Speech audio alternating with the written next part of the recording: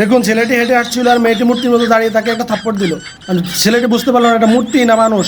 সে একটু পরীক্ষা করে দেখলো না, তারপরে সে বুঝতে পারলো না মেয়েটি মূর্তির মতো দাঁড়িয়ে এলো। তারপরে মেয়েটি আবার Oh my God! তাকে বিরক্ত করলো, আবার আবার থাপ্পড় দিল। ছেলেটি তো বুঝতে পারছে না আসলে এটা কি মানুষ না মূর্তি, আবার সে তাকে মারলো। কিন্তু মেয়েটি খুব ধৈর্য ধরে মূর্তির মতো দাঁড়িয়ে এলো, শুধু দেখতে খুব অদ্ভুত।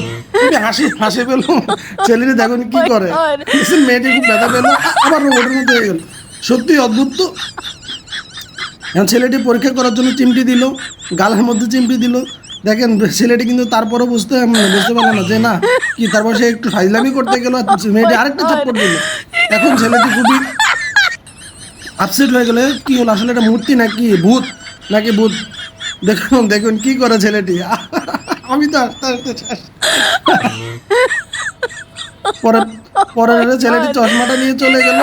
আর মেয়েটি তা দেখুন কি করে মেয়েটি খুব ব্যথা পাইছিল। দেখুন আরে আমও গেল চালাও গেল, আর করবি দেখ। আমি আস্তে আস্তে শেষ।